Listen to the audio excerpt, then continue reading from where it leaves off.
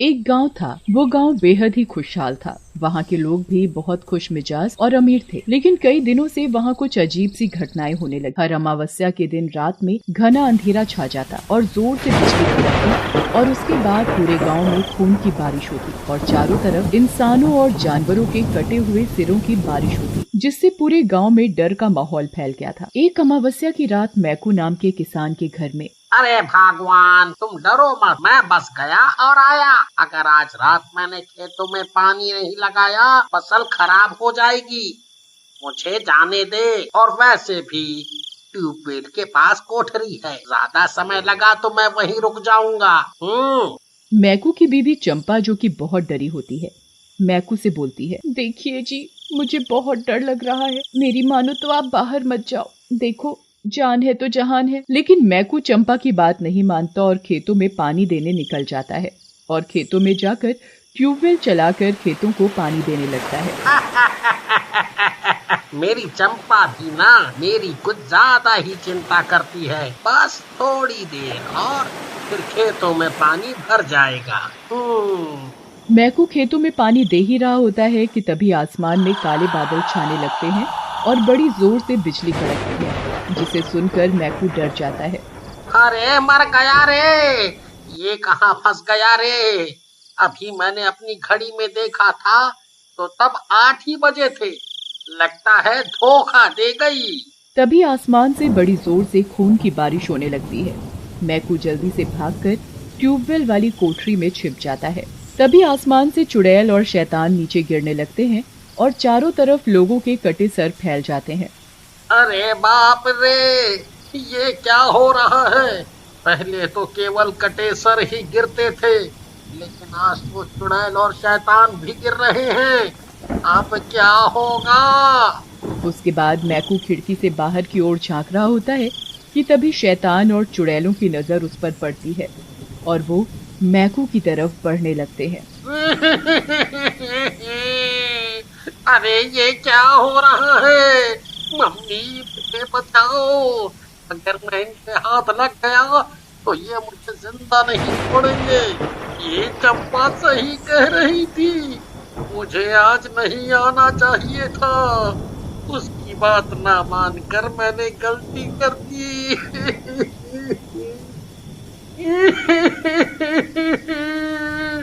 हे भगवान, इस बार बचा लो मुझे किसी तरह। आगे से मैं ऐसी कोई गलती नहीं करूंगा। लेकिन तभी वो सारी चुड़ैलें और शैतान दरवाजा तोड़कर अंदर आ जाते हैं और मैकू को पकड़कर टुकड़े टुकड़े कर देते हैं और उसको खाने लगते हैं। और फिर मैकू को खाने के बाद वो वहाँ से गायब हो जाते हैं। उधर पूरी रात मैकू के ना आने पर चंपा को उसकी बहुत चिंता सताती है और वो ट्यूबवेल पर जाती है। ट्यूबवेल पर मैकू का सर कटा हुआ पड़ा होता है। उसे देखकर चंपा उसका सर उठाती है और रोने लगती है। ये आपको क्या हो गया जी? मैंने कहा था ना कि आज अमावस्या की रात है, मत जाओ खेत पर, लेकिन आपने मेरी बात नहीं मानी और देखो ये सब क्या हो गया। मैं अब अकेली सारी जिंदगी कैसे बिताऊंगी। तभी चंपा के पीछे पीछे और भी गांव वाले पहुंच जाते हैं और चंपा को समझाते हैं। आप ऐसे ना रो चंपा भाऊजी, हम लोग हैं ना। हम गांव के लोगों के होते आपको चिंता करने की कौनो जरूरत नहीं। हाँ, मुझे अपनी चिंता से ज्यादा गांव की चिंता है। आज मेरे साथ हुआ है, फिर किसी और के साथ होगा। हमें इन दुष्टों का मुकाबला करना होगा। तभी वहाँ खड़ा हुआ एक गांव वाला बोलता है, भौजी, आप ये बदला बदला रहने ही दो। भला हम इंसान इन शैतानों से कैसे मुकाबला करेंगे। देखो, हम कुछ और रास्ता निकालेंगे। तभी चंपा को इस बात पर गुस्सा आ जाता है और वो बोलती है, दीनू भैया, कोई मेरा साथ दे या ना दे, मैं इन शैतानों से अपने पति की मौत का बदला लूंगी। मैं इन शैतानों को जब तक मजा नहीं चखाऊंगी मैं चैन से नहीं रहूंगी। ऐसा कहकर चंपा वहां से चली जाती है। कई दिन बीत जाते हैं और अमावस की रात फिर से आ जाती है। गांव वाले डरे सहमे अपने घरों में बैठे होते हैं। वहीं बच्चा अपनी माँ से पूछता है, माँ, आज रात क्या शैतानों की बारिश होगी?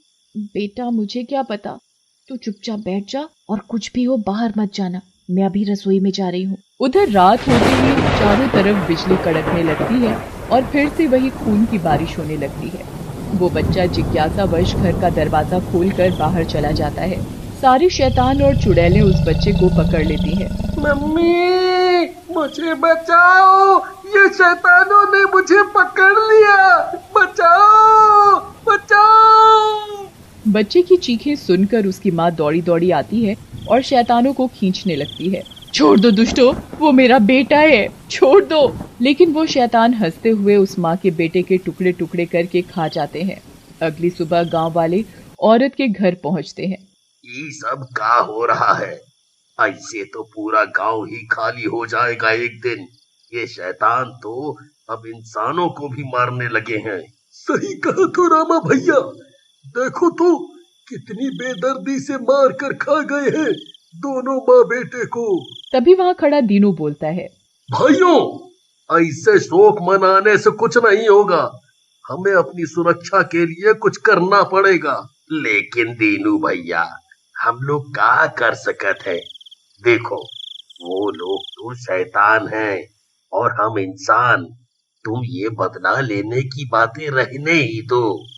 ऐसा कहकर गांव वाले वहां से चले जाते हैं और दीनू खड़ा खड़ा सोचता है। चंपा भौजी सही कह रही थी, इन शैतानों का मुकाबला करना ही पड़ेगा, नहीं तो ऐसे तो ये पूरे गांव को मार कर खा जाएंगे। कुछ दिनों बाद चंपा वापस आती है। दीनू उसे देखकर खुश हो जाता है और उसे गांव में हुई सारी घटना के बारे में बताता है, जिसे सुनकर चंपा बोलती है, दीनू भैया, मुझे पता था कि ये तो होना ही है। जब तक हम अपनी मदद खुद नहीं करेंगे तब तक तो भगवान भी कुछ नहीं कर सकता। सही कहा तो चंपा भौजी, लेकिन हम उन शैतानों का मुकाबला करेंगे कैसे? तुम चिंता ना करो दीनू भैया, कोई साथ दे या ना दे, हम दोनों मिलकर मुकाबला करेंगे। मेरे पास उन शैतानों से निपटने के लिए योजना है। फिर चंपा दीनू को अपनी योजना समझाती है। फिर ऐसे ही दिन बीतते जाते हैं और अमावस्या फिर से आ जाती है। अमावस्या के दिन चंपा के कहे अनुसार दीनू एक पानी का टैंकर लेकर आ जाता है। चंपा भौजी, आपके कहे के अनुसार हम पानी का टैंकर तो ले आए हैं, लेकिन क्या ये योजना कामयाब होगी? दीनू भैया देखो, डर तो हमें भी लग रहा है, लेकिन इस योजना के अलावा हमारे पास और कोई चारा नहीं है। अब या तो हम दोनों की जान जाएगी और नहीं तो ये गांव इन शैतानों के आतंक से आजाद होगा। फिर दोनों रात का इंतजार करने लग जाते हैं। रात होते ही फिर से वही खूनी बारिश होने लगती है। चारों तरफ इंसानी खोपड़ी फैल जाती है। तभी उसी बारिश में से चुड़ैल और शैतान भी नीचे आने लगते हैं। योजना के अनुसार चंपा टैंकर की तरफ भागती है। सारे शैतान भी उसकी तरफ भागते हैं। आओ शैतानों, आओ, आज तुम्हारी आखिरी रात है। तुमने मेरे पति को मारा था। तभी टैंकर पर चढ़ा दीनू बोलता है, अरे भौजी, अपनी जान बचाओ, एक गड़बड़ हो गई, ये टैंकर चालू नहीं हो रहा।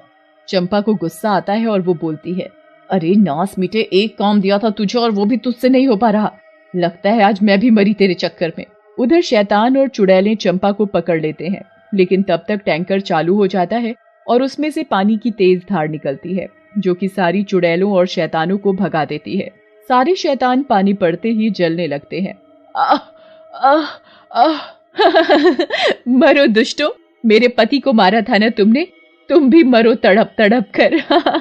तभी एक जलता हुआ शैतान बोलता है, ज्यादा खुश मत हो औरत, तूने क्या सोचा हम खत्म हो गए?